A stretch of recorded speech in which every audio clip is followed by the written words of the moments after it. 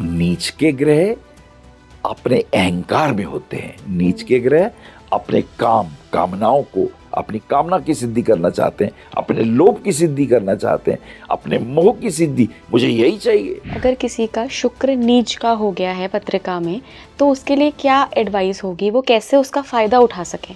जब आप किसी की निंदा चुगली करते हैं, आपके शुभ कर्म भस्म होते हैं और उसके अशुभ कर्म भस्म हो जाते हैं। आपके शुभ भस्म होते हैं, उसके अशुभ भस्म होते हैं। वो गेनर होता है, तुम लूजर होते हो। इसलिए नीच का ग्रह हो, निंदा चुगली नहीं करनी चाहिए। गुरुजी, क्या किसी की कुंडली में अगर मेन प्लैनेट जो हैं उसकी कुंडली के हिसाब से वो अगर नीच के हो गए, तो क्या कभी कोई रिजल्ट नहीं मिलेगा उसे, या इसमें भी कुछ क्लॉजेस हैं कि? अब अगर कर्क लगन होगा तो वो जो पंचम भाव है वो उसका नीच का भाव हुआ, क्योंकि वहां वृश्चिक राशि है। द्वितीय भाव अगर विद्या का है तो पंचम भाव विद्या को ग्रहण करने वाली ऊर्जा का है, सूक्ष्मता का है, चातुर्यता का है। वहीं बीरबल पैदा होंगे, वहीं चाणक्य पैदा होंगे, तो आप अपने बौद्धिक बल से श्रेष्ठ हो सकते हैं।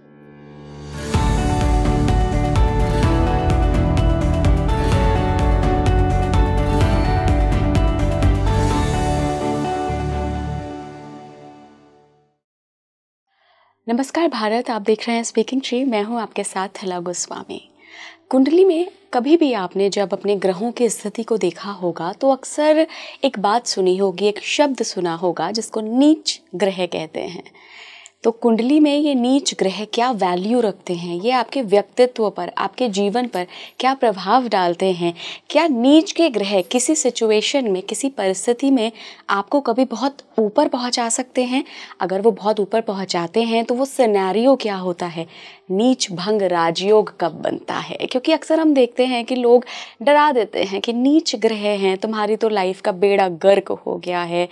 लेकिन अगर मैं आपसे ये कहूँ कि यही नीच ग्रह जब भंग हो जाते हैं, यानी बिल्कुल अपनी नीचता पर जाते हैं और वापस लौटते हैं, तो आपको कालिदास भी बना सकते हैं, आपको यहाँ से यहाँ भी पहुँचा सकते हैं। लेकिन उसके लिए सारी कैलकुलेशंस को आपको समझना होगा।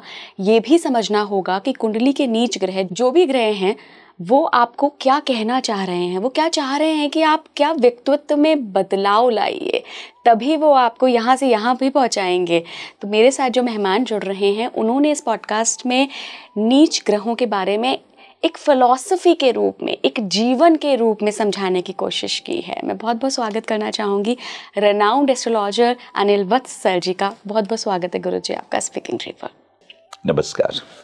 आपके पुराने पॉडकास्ट को बहुत पसंद किया गया है, लोगों की बहुत डिमांड थी कि आपको एक बार फिर से हम लेकर आएँ और ज्योतिष शास्त्र पे पूरी एक गंभीर हम बात करें। क्या बात है। देखिए श्रोता आपकी इस स्पीकिंग ट्री में बड़े अद्भुत हैं, बड़े ज्ञान पिपासु हैं, तभी इतने श्रोता बन पड़े।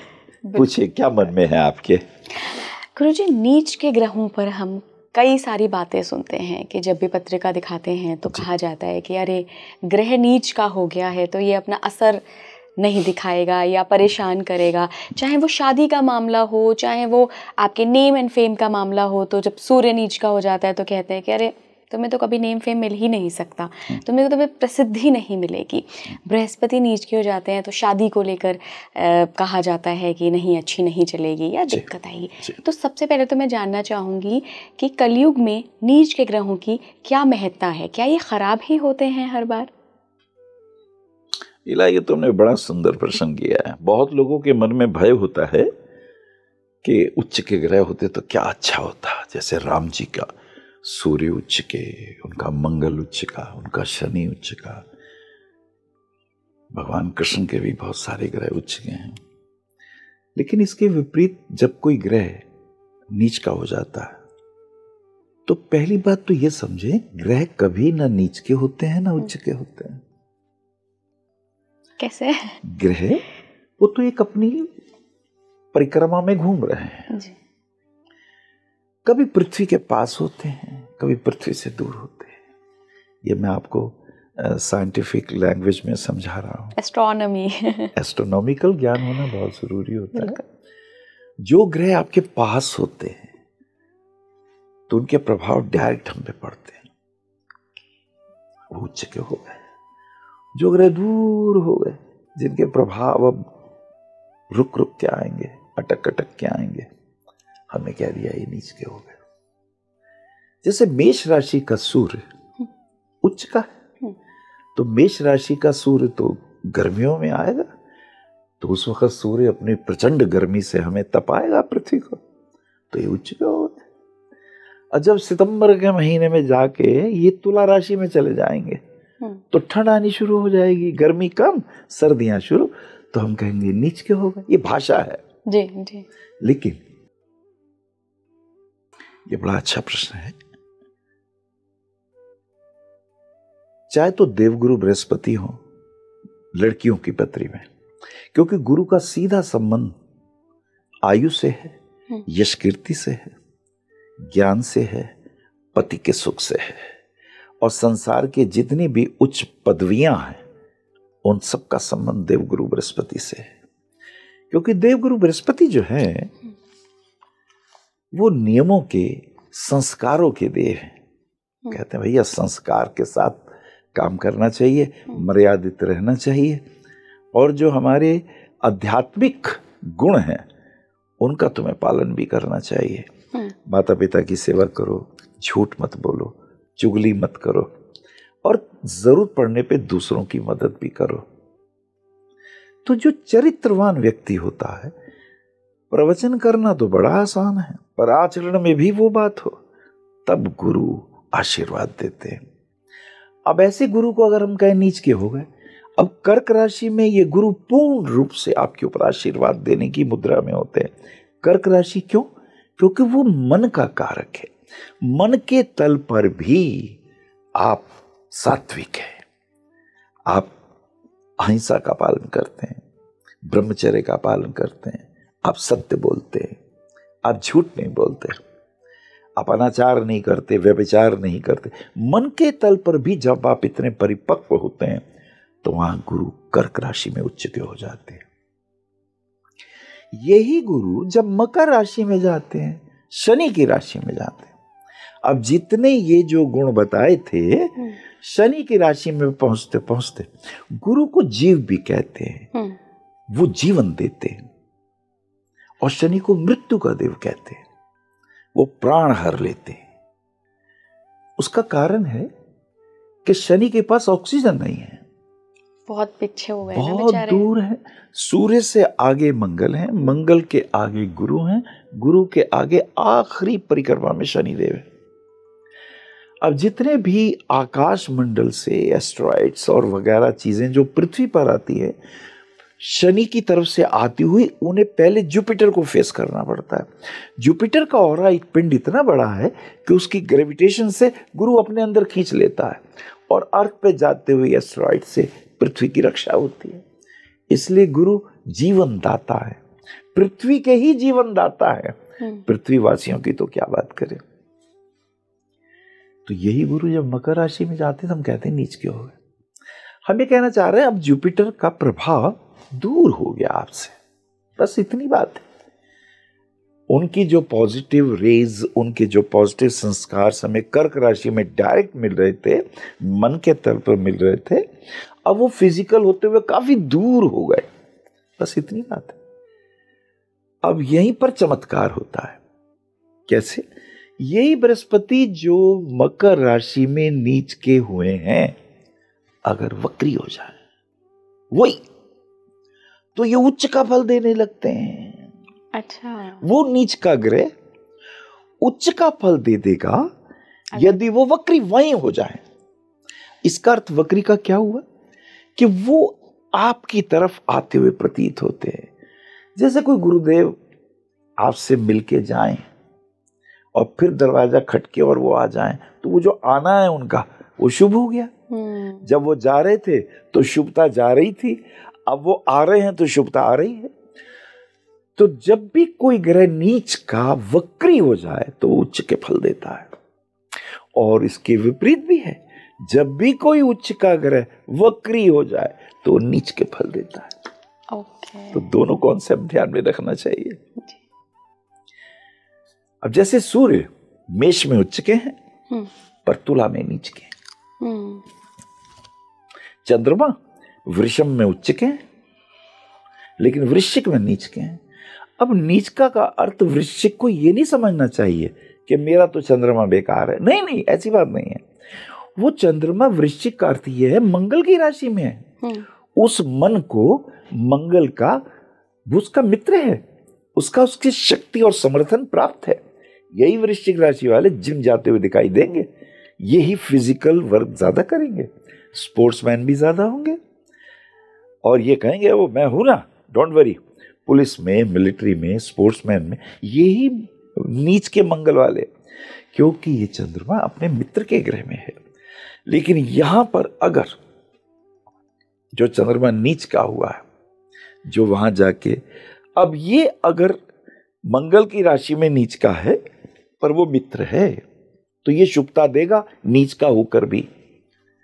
वो जो गुरु कर्क राशि में उच्च का है, उच्च का था, मकर राशि में उतना असर क्यों नहीं दे रहा? क्योंकि वो उसका मित्र नहीं है। शनि वो मित्र के घर में, नीच के तो है पर वो मित्र के पास नहीं है।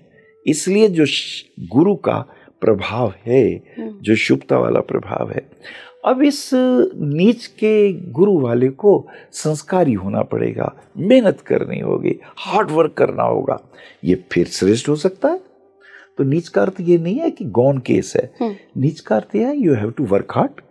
तुम्हें दोबारा से सुनना है, दोबारा मेहनत करनी है, श्रम करना है। शनिदेव चाहते हैं मेहनत करो, सिद्ध करो कि तुम इस क्षेत्र के एक्सपर्ट हो, तब तुम्हें परमात्मा नेम और फेम फिर देगा।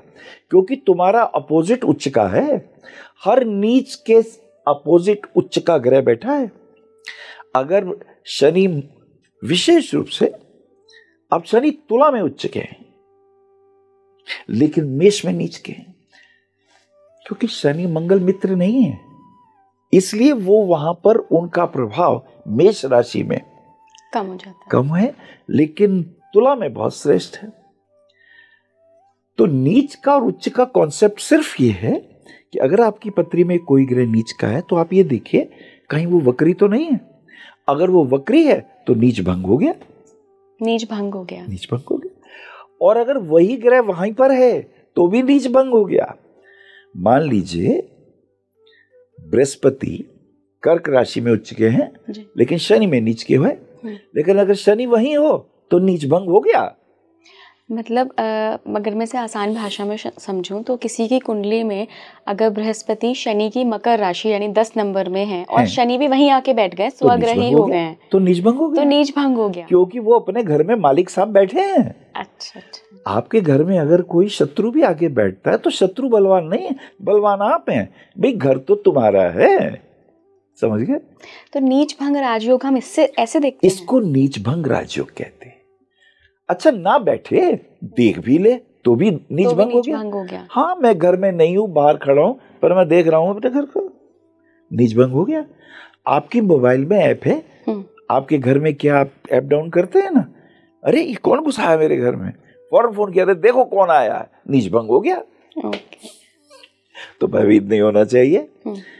इसमें भी एक महत्वपूर्ण बात क्या है कि चंद्रमा वृषभ में उच्च के हैं। अब देखिए चंद्रमा भी स्त्रीण ग्रह है और शुक्र भी स्त्रीण ग्रह है। चंद्रमा मां है और शुक्र स्त्री है, युवा स्त्री, तो एक सास बहू के घर में है। चंद्रमा जब वृषभ राशि में है यानी सास और बहू, उदाहरण के तौर पे एक मां का रूप और एक युवा स्त्री का रूप, तो युवा स्त्री मां से सीखेगी ना। तो यहां पर चंद्र और शुक्र की जो युति है, चंद्रमा यहां उच्च के, यानी आपका जो मन है वो क्रिएटिविटी में है, वो सौंदर्य के विलास में है, काव्य के विलास में है। आप वस्त्र अच्छे पहन रहे हैं, आप अपने शरीर को अच्छे से व्यवस्थित रख रहे हैं, आप घर में भी स्वच्छता, शुचिता, पवित्रता तीनों का ध्यान रख रहे हैं। यह है चंद्र शुक्र। पूरी फिल्म इंडस्ट्री, गीतकार, नृत्यकार, तबला बजाने वाले, सारंगी बजाने वाले, सितार बजाने वाले, वो प्रोड्यूसर, वो डायरेक्टर और वो जो लाइट मैन बड़ी मेहनत करते हैं। ये पूरा का पूरा ग्रुप शुक्र और चंद्रमा का ऐश्वर्य है। युवावस्था, बसंत ऋतु, परफ्यूम्स, सौंदर्य, आपके गहने, क्रिएटिविटी, आपके वास्तु, आपकी क्रिएटिविटी, ये पेड़ों पे खिले हुए फूल, ये उगता हुआ सूर्य, ये बसंत ऋतु, ये सब शुक्र के ऐश्वर्य है। तो चंद्रमा यहाँ उच्च के, और यही चंद्रमा अगर वृश्चिक में जाते हैं तो मंगल के पास जाने का अर्थ यह है कि वो अपने मित्र के घर गए और वो उन्हें कहते हैं भाई हार्ड वर्क करो, मेहनत करो। तो सौम्यता से काम नहीं चलेगा। सौम्यता में इस तरह ही समझे कि एक बीज पुष्प हो गया, तो कोई भी जो बीज है वो नीच का है और वो जो पुष्प हो गया तो उच्च का हो गया, वो अपने श्रेष्ठ गुणों को उपलब्ध हो गया। बस इतनी सी बात है। गुरुजी, क्या किसी की कुंडली में अगर मेन प्लैनेट जो हैं उसकी कुंडली के हिसाब से वो अगर नीच के हो गए तो क्या कभी कोई रिजल्ट नहीं मिलेगा उसे, या इसमें भी कुछ कुछ क्लॉजेस हैं? कि इसमें 2-3 बातें महत्वपूर्ण है। मान लीजिए कि कर्क लगन की कुंडली है और चंद्रमा नीच के हो गए, तो नीच का अर्थ ये हुआ कि चंद्रमा कौन से घर में है। अब अगर कर्क लगन होगा तो वो जो पंचम भाव है वो उसका नीच का भाव हुआ, क्योंकि वहां वृश्चिक राशि है। अब चंद्रमा वृषभ में उच्च के हैं, ठीक उसके अपोजिट वाली राशि वृश्चिक है। अगर 2 नंबर के अपोजिट देखेंगे तो 8 नंबर है, 1 नंबर के अपोजिट 7 नंबर है। तो चंद्रमा वृश्चिक राशि में चले गए, पंचम भाव में चले गए। ये प्रयत्न करेंगे, पंचम भाव बुद्धि का है, पंचम भाव सूक्ष्म विचारों का है, पंचम भाव संतान का है, एजुकेशन का है। द्वितीय भाव अगर विद्या का है तो पंचम भाव विद्या को ग्रहण करने वाली ऊर्जा का है, सूक्ष्मता का है, चातुर्यता का है। वहीं बीरबल पैदा होंगे, वहीं चाणक्य पैदा होंगे, तो आप अपने बौद्धिक बल से श्रेष्ठ हो सकते हैं। सिर्फ ये देखते, अब जैसे सूर्य मेष में उच्च के हैं और बिल्कुल सप्तम भाव तुला में जाके वो नीच के हो रहे हैं। नीच का मैंने आपको बताया कि वो पृथ्वी से दूर हो रहे हैं, लेकिन वो तुला राशि में है। अब शुक्र और Surya they are not the friends. अच्छा, शुक्र एक युवा स्त्री है, सूर्य पिता का रूप है, तो मर्यादा रहेगी सूर्य और शुक्र के बीच में। अब यही अगर सूर्य नीच के तुला राशि में है तो इस व्यक्ति को क्या करना चाहिए? तुला यानी शुक्र की राशि आई है, वृषभ भी शुक्र की राशि है। इस व्यक्ति को अपनी मां का और अपनी पत्नी का हमेशा सम्मान करना चाहिए। नीच का अर्थ यह है, यहां चैलेंज मिलेगा, यहां से तुम्हें प्रतिरोध मिलेगा, यहां से तुम्हें समर्थन नहीं मिल रहा, यहां से तुम्हें समर्थन लेना है।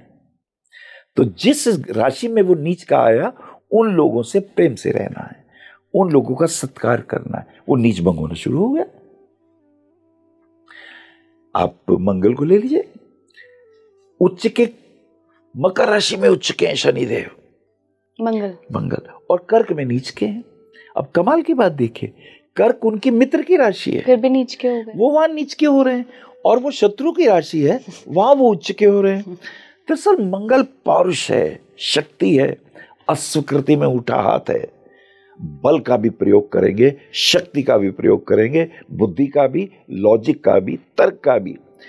तो शनि की राशि में उच्च का अर्थ ये हुआ कि अगर पुलिसमैन, अगर सिपाही रोड ड्रिल ना करे, तो फिजिकल बॉडी को मेंटेन ना करे, मसल्स को मेंटेन ना करे, तो उच्च श्रम के साथ जब फिजिकल एक्सरसाइज पूरी करते हो तो मंगल उच्च के होते हैं शनि की राशि में, और सर्वहारा वर्ग के रक्षक होते हो, आप देश के रक्षक होते हो, देशवासियों के रक्षा का संकल्प लेते हो, चाहे वो पुलिस है चाहे मिलिट्री है।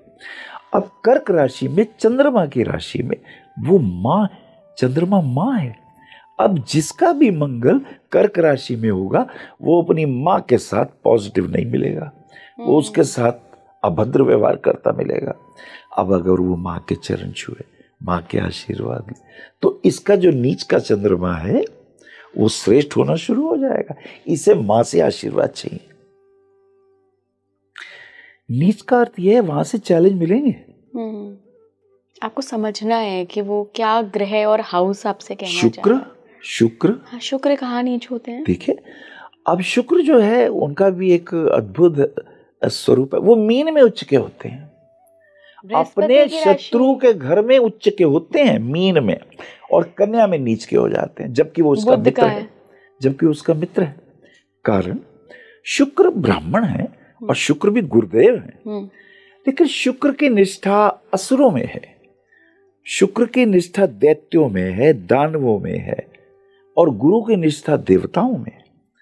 कश्यप ऋषि की पत्नी जो अदिति हैं, उनके पुत्रों में निष्ठा तो देवाचार्य बृहस्पति की है, और कश्यप की पत्नी दनु, दिति, दनु से बने दानव, दिति से बने दैत्य, इनकी जितनी औलादें हैं इनके गुरुदेव बने शुक्राचार्य।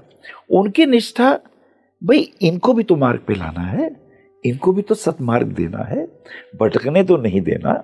माना ये मूडी है, माना ये किसी के नहीं सुनते, इनका जो मन में आया करते हैं, लेकिन इन्हें भी कहीं कंट्रोल तो करना है, तो इनके आचार्य शुक्राचार्य।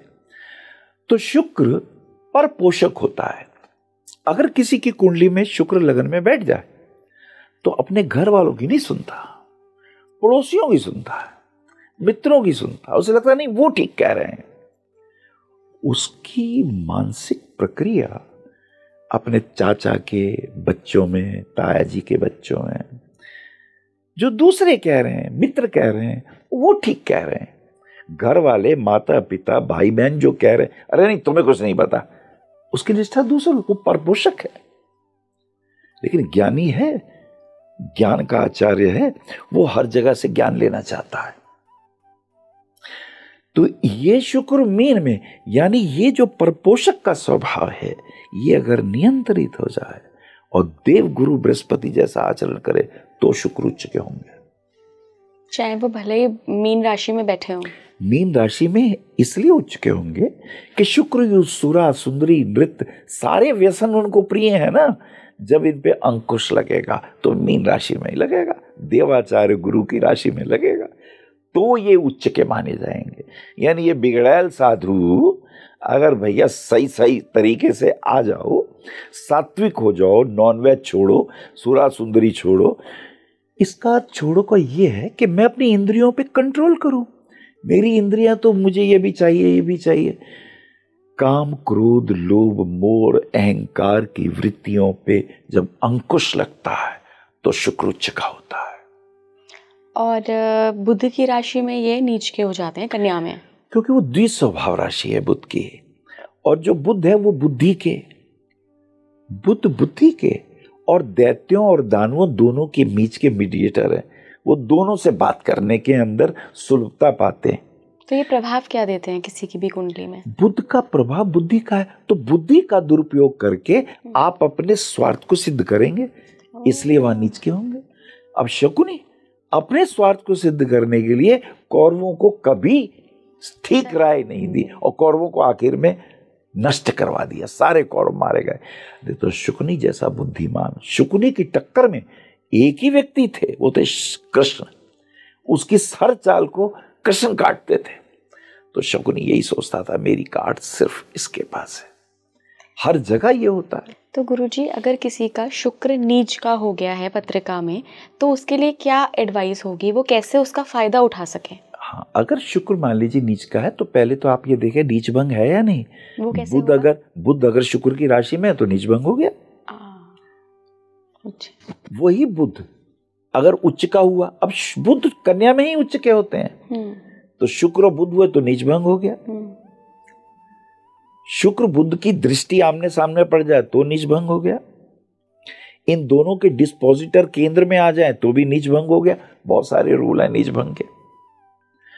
और स्वभाव में भी परिवर्तन करना पड़ेगा। शुक्र यानी एक स्त्री बहुत बातूनी है, वो इधर उधर की चुगलियां कर, बुध चुगलियां कर रही है, निंदा कर रहे हैं, ये नीच का प्रभाव है। जब आप चुगली करते हैं, जब आप निंदा करते हैं, तब आप अपने ग्रहों के शुभ प्रभाव, अपने केंद्र और त्रिकोणों के शुभ प्रभाव आपके नष्ट होते हैं और दूसरों के अशुभ प्रभाव दूर हो जाते हैं और उन्हें शुभता मिलने लगती है।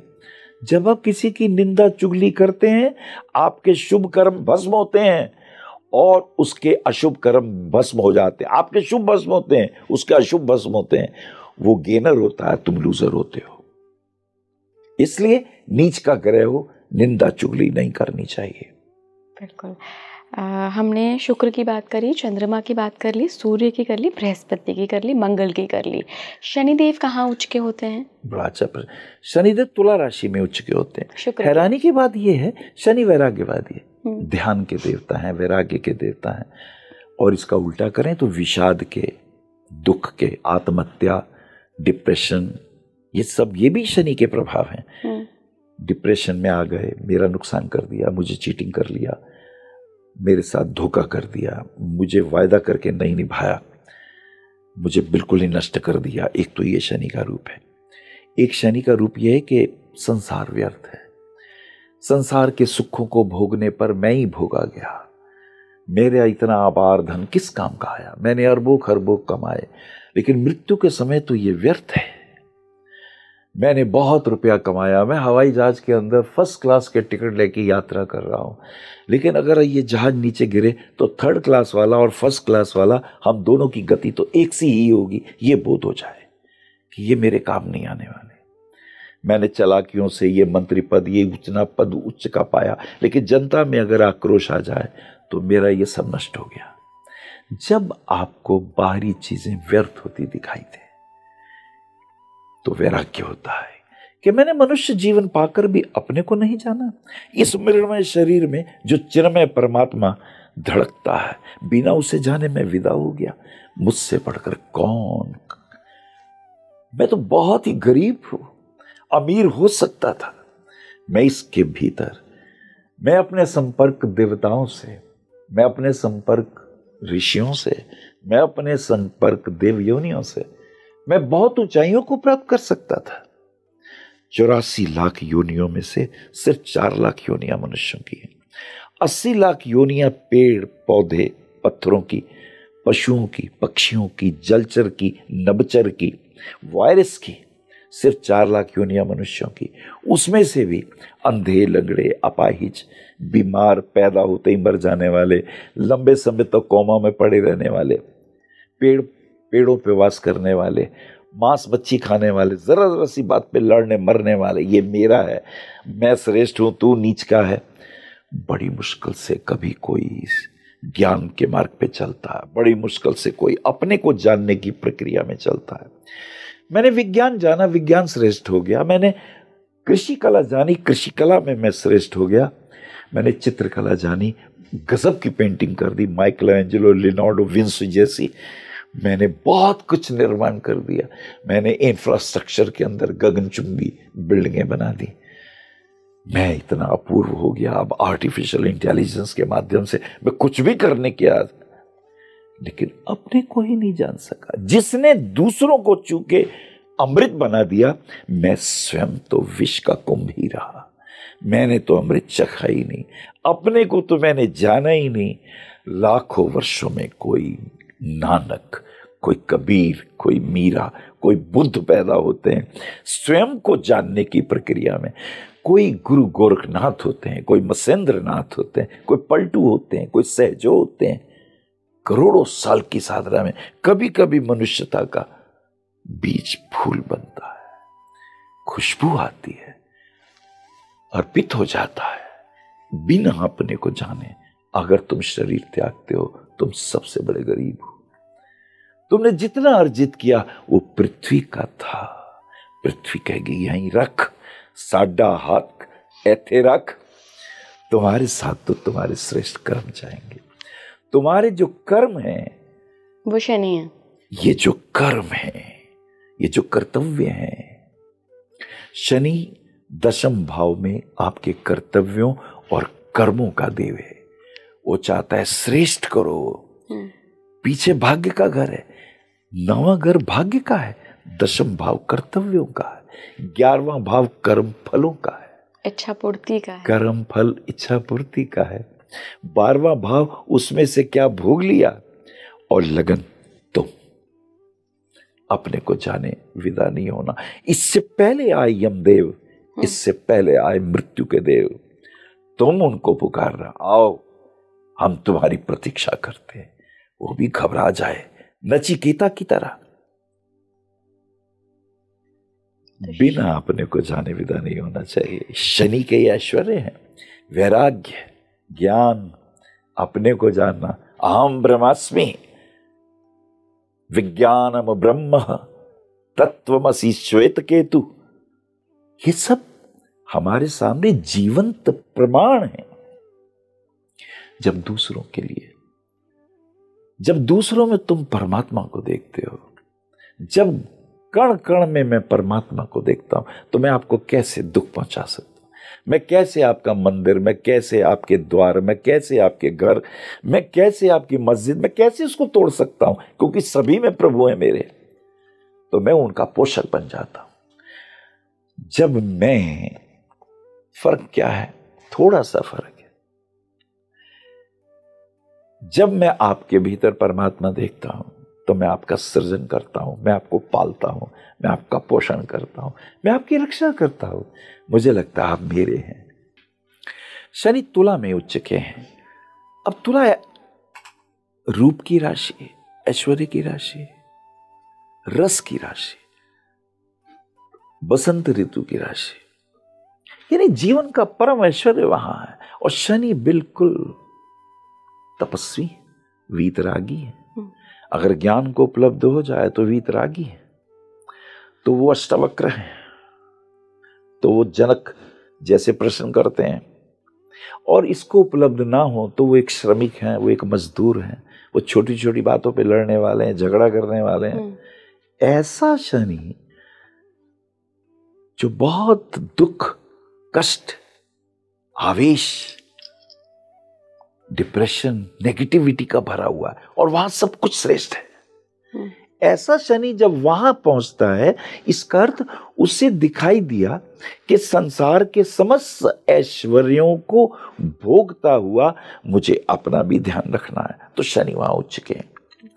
अब अष्टावक्र की पत्री देखेंगे, जनक राज की पत्री देखेंगे, गोरखनाथ जी की पत्री देखेंगे, विवेकानंद हो, रामकृष्ण परमहंस हो, तो इसमें शनि शुक्र की युति बड़ी काम की आती है। अच्छा। ओशो की पत्री देखेंगे, शनि शुक्र की युति, संसार के ऐश्वर्यों को भोगता हुआ भी मैं अपने को भूला नहीं हूं। मुझे अपनी चेतना का पूरा ज्ञान है। मैं हूं सबके बीच में। मैं कमल जैसा आया तो हूं कीचड़ से, फिर पानी के पास गया, फिर पानी को भी छोड़ दिया। और नीच के कहाँ होते हैं गुरुजी शनि? अब यही महान व्यक्ति, यही गुरुदेव श्रेष्ठ संस्कारों से युक्त जब वापस संसार के भोग में व्यस्त हो गए, लिप्त हो गए, यही शनिदेव मेष राशि में आके नीच के, क्योंकि वो मंगल की राशि है, मैं, अहंकार, काम, क्रोध, लोभ, मोह, इस प्रवृत्तियों में जुट गए, तो वो युद्ध कर रहे हैं, वो लड़ रहे हैं, वो झगड़ रहे हैं, वो मारपीट कर रहे हैं। अब आज देखिए ना, यूक्रेन और ये युद्ध, मैं श्रेष्ठ, मेरी जमीन, मेरा देश, ये जमीन मुझे चाहिए, इसके अंदर यूरेनियम है, इसके अंदर मैं पैसे वाला हो जाऊंगा, मेरे भोगों का कोई अंत ही नहीं है। तो मैं निरीह जनता को मार रहा हूं, मैं बच्चों को मार रहा हूं, उसमें स्कूल के बच्चे भी मर रहे हैं, उसमें स्कूल के लोग भी मर रहे हैं, उसमें वो लोग भी मर रहे हैं जिनको पता ही नहीं हमारा कसूर क्या है। कसूर दो राष्ट्राध्यक्षों के अहंकार का। अब मर रहे हैं कितने लोग। तो गुरुजी, ये नीच का शनि का अर्थ ये है कि काम में लिप्त हूं, क्रोध मेरा है, लोभ के कारण मैं लूट सकता हूं, अहंकार के कारण मैं दूसरे को अपमानित कर सकता हूं। पर गुरुजी, हमने कई पत्रियों में देखा है कि लोग ऐसे एक्सपीरियंस शेयर करते हैं, नीच के शनि वाले लोग बहुत राइज भी करते हैं, तो वहां क्या कौन सी कंडीशन ऐसी? अब वो शनि अगर वक्री हो जाए, अच्छा, तो उन्हें बोध हो गया ये तो यार बहुत बड़ी गलती हो गई हमसे, हमें तो अपना सुधार करना चाहिए था, हम कहां भटक गए हम।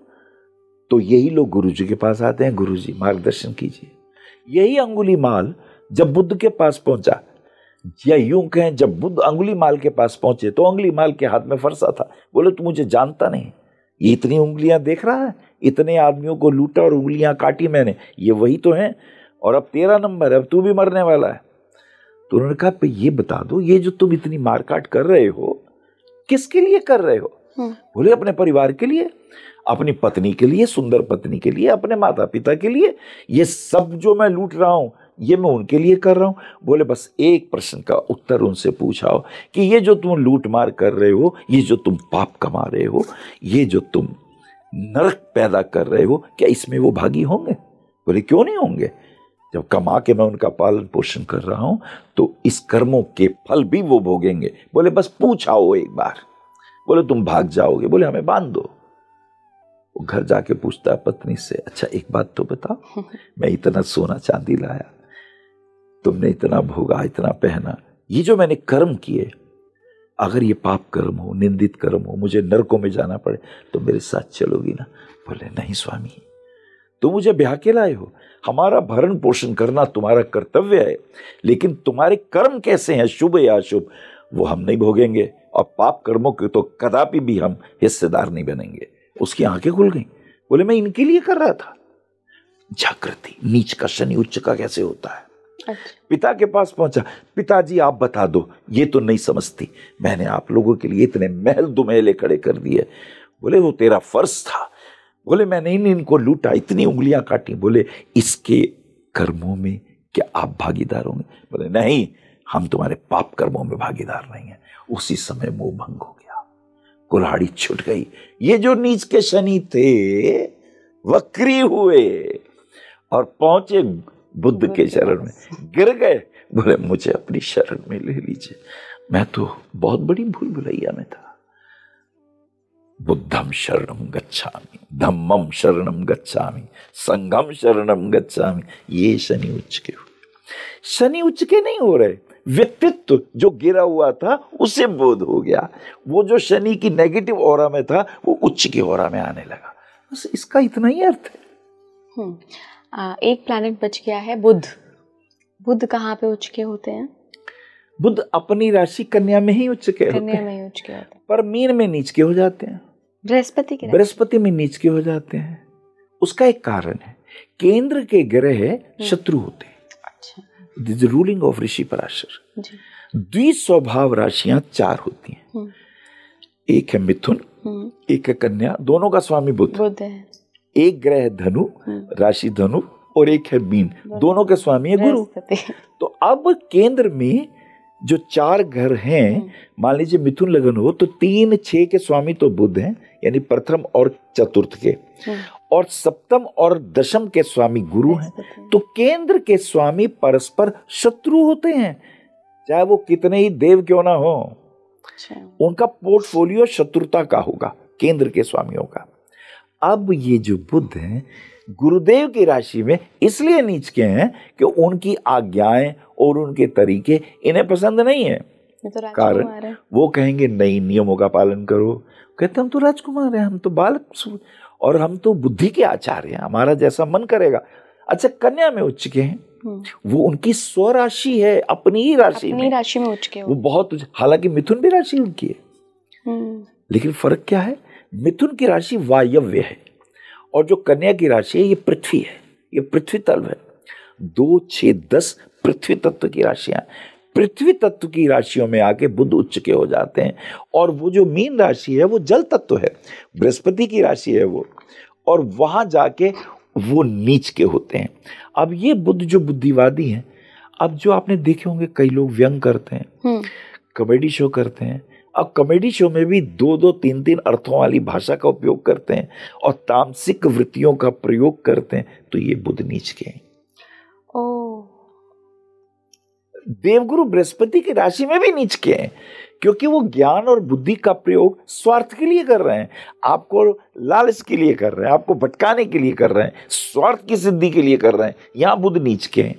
तो गुरुजी, ये कहावत फिर सच है कि जब हम कलयुग के पर्सपेक्टिव से बात करते हैं तो नीच के ग्रह आपको राजा भी बना सकते हैं? क्योंकि अभी जो आपने नीच के बुध का एग्जाम्पल दिया, जो कई सारे कॉमेडी शो में, मैं सिर्फ इंडिया की बात नहीं कर रही हूँ, कल्चर तो फॉरेन से ही आया है, कितनी खराब लैंग्वेज में बात करते हैं, कितने अपशब्दों में बात करते हैं, लेकिन देखिए वर्ल्ड वाइड शो कर रहे हैं, फेमस हो रहे हैं, पैसे कमा रहे हैं, फेम, नेम सब कुछ मिल रहा है। कितनी अच्छी बात कही तुमने। उन्हें पैसे मिल रहे हैं, धन आया, लोभ परिपक्व हो रहा है, उन्हें धन मिल रहा है, उन्हें स्त्रियां मिल रही हैं, उन्हें यौनाचार मिल रहा है, उन्हें व्यभिचार मिल रहा है, उन्हें खाने पीने को सब नशे की चीजें मिल रही। देखिए आपकी उच्चता की परिभाषा कहाँ जा रही है? हमें मिल क्या रहा है? हमें जहाज मिल गए, हमें घर मिल गया, स्त्रियां मिल गई, भोगने को, बकवास करने को कुछ भी मिल गया। अगर ये उच्चता है तो भारतीय वांग्मय में ये नीचता है। आपको संस्कारी ही होना पड़ेगा। हमारे यहाँ तो देवताओं के राजा इंद्र भी अगर बहकेंगे तो उन्हें भी शाप देके नीचे भेज दिया जाएगा। संस्कार का अर्थ ये है कि जंगल में एक पेड़ उगा, ये टेढ़ा मेढ़ा इधर गया। संस्कार तो ये है कि उसकी कुछ टहनियां काट दी गई, उसको व्यवस्था में रखा गया। अब ये टेबल बना लिया आपने, ये उस पेड़ का संस्कार है। अब हमने उसको रूप दे दिया और ये रूप किसी के काम आ गया। संस्कार में इतना अंतर है। असंस्कारी व्यक्ति प्राकृतिक है, उसका भी एक अपना आनंद है, लेकिन जब वो किसी के लिए दुखदाई हो या जब वो किसी के लिए उपयोग में ना हो तो ऐसा, और एक ऐसा कि हमने उसे उपयोग में ले लिया। अब हमने बच्चे को संस्कारी बना दिया। संस्कारी का अर्थ यह है कि अगर वो साइंटिस्ट है तो साइंस में उसे भेज दिया, चित्रकार है तो चित्रकला का ज्ञान दे दिया, मूर्तिकार है तो मूर्तिकला का ज्ञान दे दिया, धनुर्विद्या का आचार्य है तो द्रोण के पास भेज दिया। देखिए संस्कार कैसे, अब वो नंबर 1 शूटर हो गए। हर विधा के जब आप एक्सपर्ट बनते हैं तो उसे संस्कारी कहते हैं, लेकिन उसके हृदय में प्रेम हो, करुणा हो। असंस्कारी किसे कहते हैं और संस्कारी किसे कहते हैं? महाभारत की एक छोटा सा उदाहरण से समझाता हूं।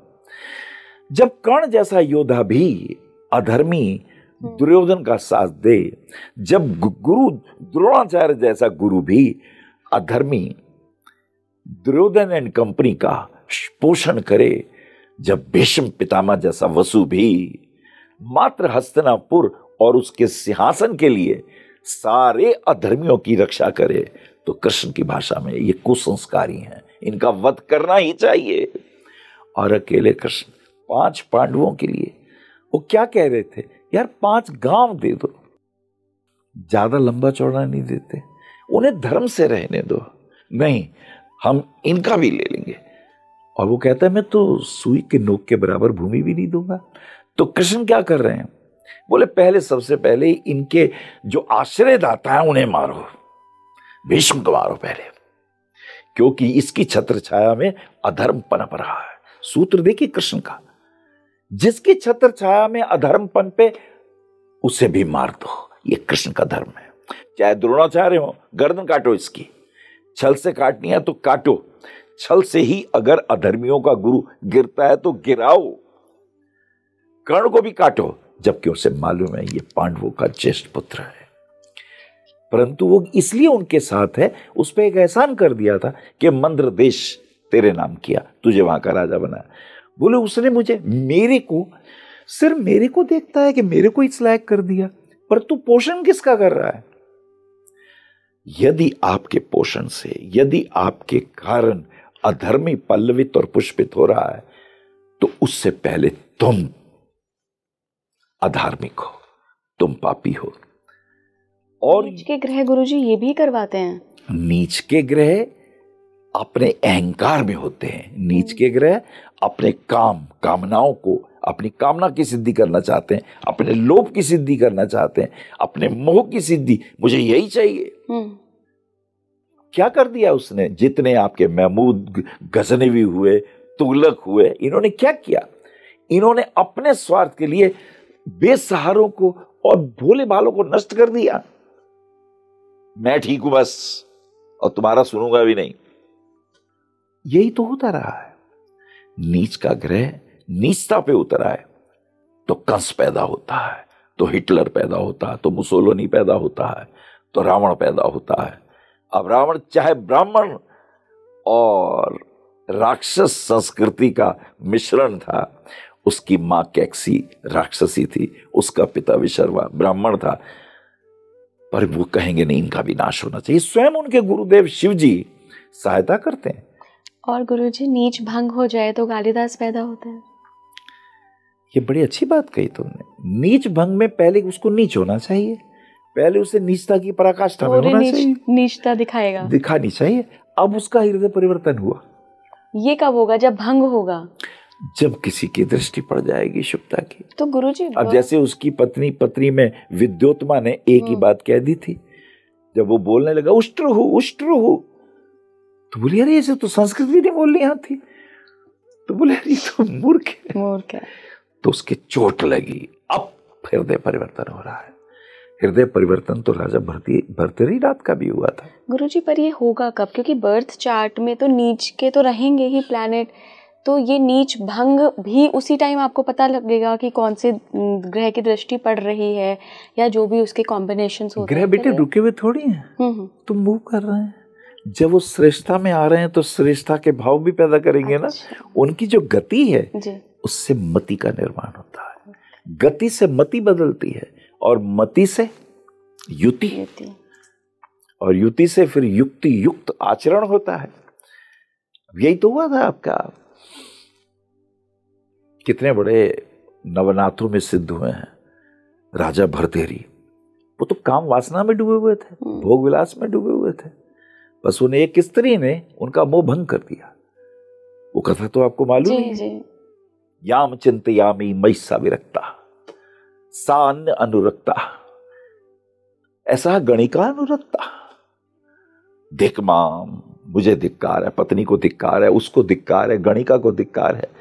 उन्हें एकदम बोध हो गया कि मैं जिसे प्रेम करता हूं वो प्रेम नहीं है, वो विषय भोग है, और वो भी किसी अन्य विषय भोग में है, वो भी किसी और से विषय भोग में। और उन्हें जब चोट लगी, ये वक्रत्व हुआ, ये उनका पलटना हुआ।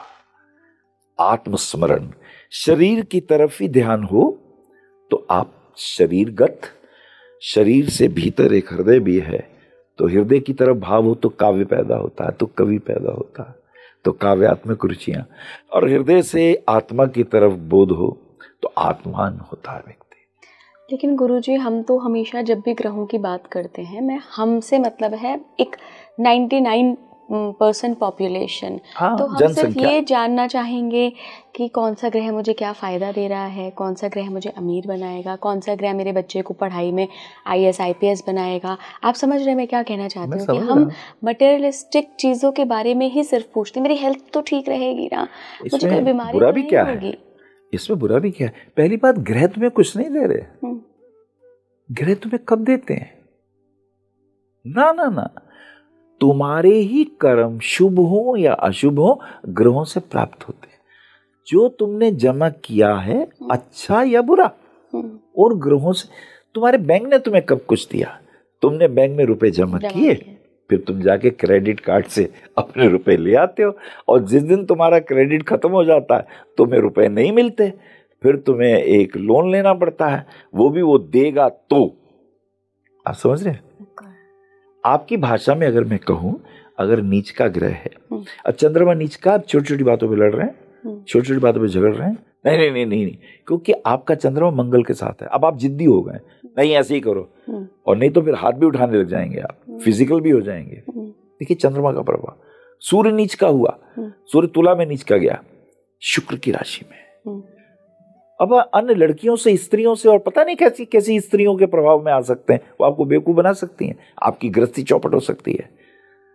आपकी पत्नी आपके ऊपर ये इल्जाम लगा सकती है, तुम अन्य लड़कियों से संबंध बनाते हो। देखिए नीच के प्रभाव आपकी भाषा में दे रहा हूं। अब सूर्य तुला में गया, शुक्र की राशि में गया, शराब व्यसनों में घर जाओगे, इसके चांसेस हैं। पार्टियों में जाओगे, रात को लेट पाओगे, पत्नी दुखी रहेगी, रोज पूछेगी, फिर शक करेगी, और फिर शक से तुम्हारी गृहस्थी चौपट हो सकती है। ये लीजिए नीच के प्रभाव। मंगल, मंगल नीच का मकर राशि में, शनि की राशि में। मंगल पौरुष था, शक्ति था, तुम्हारा बाहुबल प्रेम था, तुम्हारा भाइयों का प्रेम था, तुम्हारे शरीर की जो मसल्स हैं उनकी पावर थी। अब शनि वो जो निर्बल है, वो जो काम करने वाले हैं, अब जो कर्मचारी हैं, अब जो रिक्शा चला रहे हैं, अब जो मजदूर तुम्हारा घर बना रहे हैं, छोटी छोटी बातों उनकी तनख्वाह काट रहे हो, उनको डांट रहे हो, तूने ठीक काम पे नहीं किया, तू अब आई है, आप उनकी तनख्वाह काट रहे हो, आप उनको अपमानित कर रहे हो, आप तू तड़ाक से बोल रहे हो, आप बदतमीजी से बोल रहे हो, आप सर्व साधारण व्यक्ति का अपमान कर रहे हो। सड़क पे जा रहे हो, जरा सी गाड़ी आ गई और तू मेरे को जानता नहीं, लड़ रहे हो, मार दिया, गोली चला दी, अरे इतना अहंकार। मंगल नीच का प्रभाव बता रहा हूं। बुध नीच का, आता जाता तो कुछ है नहीं, गुरुओं जैसी भाषा बोल रहे हो, अपना अर्जित नहीं किया, दूसरों के अर्जित को अपना कह रहे हो। देखिए बुध नीच का कितना खतरनाक है। जो तुमने अर्जित नहीं किया, दूसरों से सुना, उसको कह रहे हो मेरा, और गुरुओं का अपमान कर रहे हो, गुरुओं से तू तड़ाक से बोल रहे हो, माता पिता का अपमान कर रहे हो। बुध नीच के का फर्क बता रहा हूं। शुक्र नीच का, कन्या में नीच के हैं। अब जो देखिए गुरु शुक्र नीच का हो तो क्या, ये जितने भी, क्या कहूं मैं आपको, सेक्स की विकृतियां, अब जितने भी गे हैं या जितने भी मध्यलिंगी लोग हैं, उनका अपमान कर रहे हो, बेइज्जती कर रहे हो। अब बुध नीच का स्किन इन्फेक्शन आ जाते हैं, तुतला के बोलने लगता है आदमी, हकला के बोलने लगता है, मस्तिष्क की विकृतियां आने लगती हैं, सेंसर्स जो बॉडी के हैं वो डिस्टर्ब होने लगते हैं। कैसे कैसे प्रभाव है शनि नीच का। अब शनि नीच के कहां जाएंगे, मेष में। मंगल की राशि भाइयों पे अपमान कर, नहीं तू गलत है, नहीं तूने मेरा साथ नहीं दिया, पार्टनरशिप करी, तुमने मुझे धोखा दिया। भाइयों से लड़ रहे हैं, भाई से लड़ रहा है, तो छोटी छोटी बातों के लिए। नीच के ग्रह कभी फायदा नहीं देते। अगर वो वक्री हो जाए तो वहीं से टर्न होता है, नहीं मुझे गलती थी, नहीं भैया मुझसे गलती हो गई। यहां जो पश्चाताप है, ये जो पश्चाताप है और प्रायश्चित, ये दो शब्द है बड़े कीमती। पश्चाताप और प्रायश्चित में क्या अंतर है? पश्चाताप का अर्थ ये है रियलाइजेशन। नहीं, पहले गलती तुमने करी, फिर मैंने किया। पहले मैंने नहीं किया, तूने मुझे उकसाया, तुमने मेरा वहां किया तो मैंने किया, तो पहले तू माफी मांग, फिर मैं मांगूंगा। दिस इज पश्चाताप। प्रायश्चित क्या है? बेशक भैया तुमसे गलती हुई, पर मैंने भी कब अच्छा किया, मुझे तो बड़ापन दिखाना चाहिए था, मुझसे भी चूक हुई, मैं अपने पे शर्मिंदा हूं, मुझे नहीं करना चाहिए था गलत। ये प्रायश्चित है। प्रायश्चित में तुम्हारी दृष्टि तुम पर होती है, प्रायश्चित में तुम अपने को बदलते हो, और पश्चाताप में तुम दूसरे को ठहराते हो, तुम नहीं बदलते। 100 पश्चाताप करने पर भी तुम वैसे ही मूर्ख बने रहते हो, तुम बार बार दूसरों पे उंगलियां उठाते हो, और प्रायश्चित में तुम्हारा रूपांतरण हो जाता है। नहीं, मुझसे नहीं होना चाहिए था, मुझे ध्यान रखना चाहिए था। तो this is a great difference between प्रायश्चित एंड पश्चाताप। बिल्कुल। बहुत बहुत धन्यवाद गुरुजी। और मुझे इतना मज़ा आया आज के पॉडकास्ट में, क्योंकि बहुत समय बाद एस्ट्रोलॉजी और फिलॉसफी, जो कि एक्चुअली एस्ट्रोलॉजी एक फिलॉसफी ही है, जीवन जीने का तरीका ही है, अध्यात्म ही है। हम कह देते हैं कि अध्यात्म के अंदर एस्ट्रोलॉजी भी आती है, लेकिन वो एक प्रैक्टिकल एग्जाम्पल आज हमने इस पॉडकास्ट में देख लिया। और मुझे लगता है अगर आप सभी ने अपनी जन्म पत्रिका चेक करी होगी, अगर आपको पता होगा कि कौन सा ग्रह किस राशि में बैठा है और कहीं नीच ग्रह आपको दिख रहे हैं, तो डरने की ज़रूरत नहीं है। गुरुजी ने बताया है कि कैसे आप उनका नीचत्व जो है वो ख़त्म कर सकते हैं, एक यू टर्न ले सकते हैं अपने व्यवहार में परिवर्तन लाकर। बहुत बहुत धन्यवाद गुरुजी। नमस्कार। आप जुड़े रहिए स्पीकिंग ट्री के साथ। नमस्कार।